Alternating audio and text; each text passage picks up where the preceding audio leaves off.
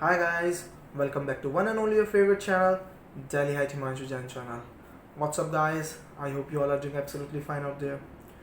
आज जो मैं बात करने वाला हूँ वो पिछले 1.5 महीने से बहुत मीडिया में चल रहा है. यस, आज मैं बात करने वाला हूँ सुशांत सिंह राजपूत की डेथ के बारे में.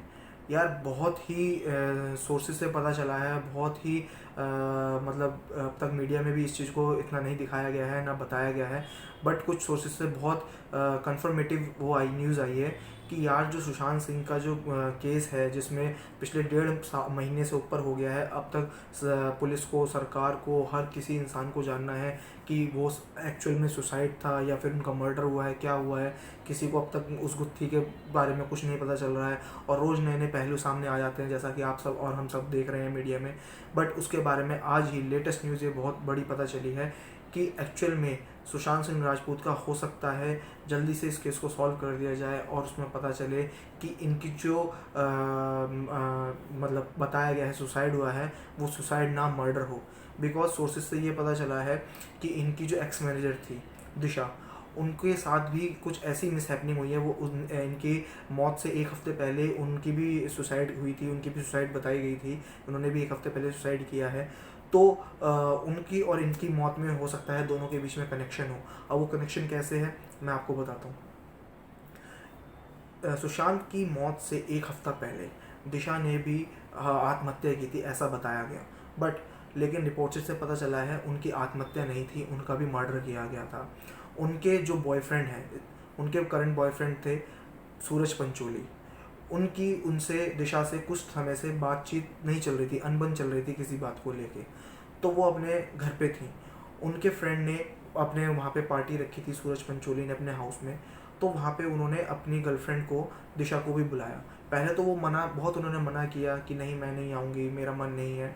बट उन्होंने जैसे जैसे कन्विंस कर लिया पार्टी में आने के लिए. और उस पार्टी में रिया चक्रवर्ती का भाई भी था, सूरज पंचोली भी थे, उसके अलावा अरबाज खान भी थे और उद्धव ठाकरे के बेटे भी थे.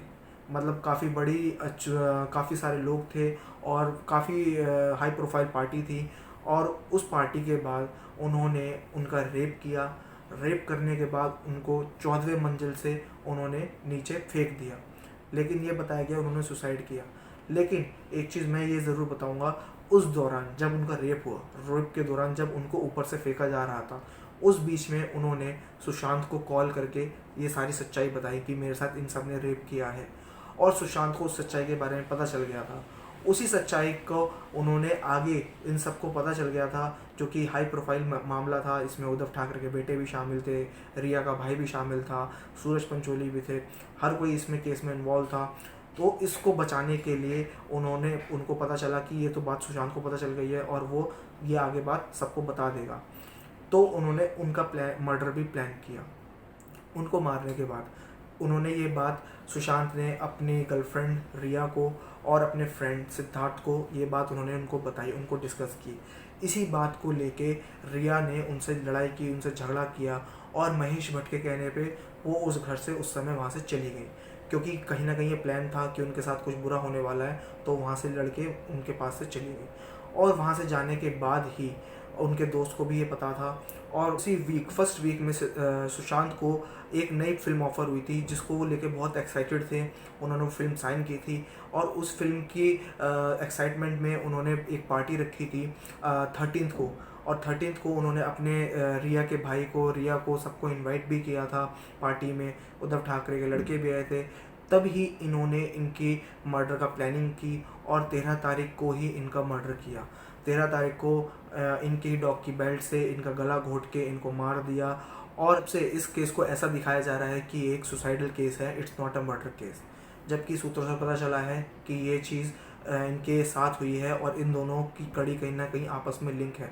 बिकॉज सुशांत जैसा बंदा जो अपने स्ट्रगलिंग डेज़ में हार नहीं माना, जो अपने स्ट्रगलिंग डेज़ में उसने कभी सुसाइड का नहीं सोचा, क्योंकि मेंटली बहुत स्ट्रॉन्ग थे.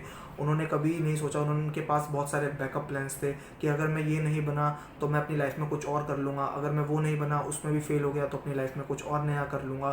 तो वो बंदा यार कैसे एक सुसाइड के बारे में सोच सकता है, सुसाइड कर सकता है. ये चीज़ हज़म नहीं होती है, ये चीज़ पचती नहीं है, क्योंकि इस टाइम वो अपनी पीक पे थे, अच्छी अच्छी मूवीज़ कर रहे थे, हर मूवीज़ उनकी अच्छी हिट हो रही थी, अच्छे एक्टर्स में माने जाते थे, अच्छे काम कर रहे थे, तो उनके पास कोई वैलिड रीज़न नहीं होता है सुसाइड करने का। तो ये चीज़ उनके साथ हुई है, और इसी चीज़ को छिपाने के लिए महाराष्ट्र सरकार इस केस को अब तक सीबीआई को नहीं दे रही है, जो कि उनको सीबीआई को देना चाहिए था, क्योंकि उन्हें पता है अगर सीबीआई ने जांच की तो सीबीआई सबकी पोल पट्टी खोल देगी, और जो भी इस केस से लिंक्ड हैं उन सबको पकड़े जाएंगे वो सब। और उसमें वो महाराष्ट्र के इतने बड़े नेता उद्धव ठाकरे के बेटे भी इन्वॉल्व हैं, रिया का भाई भी इन्वॉल्व है, सूरज पंचोली भी इन्वॉल्व हैं। तो इन सबको बचाने के लिए, इन सबको एक बचाने की ये मुहिम है, जो कि इस टाइम महाराष्ट्र सरकार के द्वारा की जा रही है, और सुशांत के केस को सीबीआई को नहीं दिया जा रहा है। तो हम सब यही अपील करेंगे कि सुशांत के केस को सीबीआई को ज़रूर देना चाहिए, और इस केस में और इस बात में कितनी सच्चाई है ये तो सीबीआई ही बताएगा कि क्या निकलता है इसका एंड रिज़ल्ट। तो चलिए, मैं इस ब्लॉग के साथ आप सबसे अलविदा लेता हूँ। Till then all of you take care, bye bye, lots of love.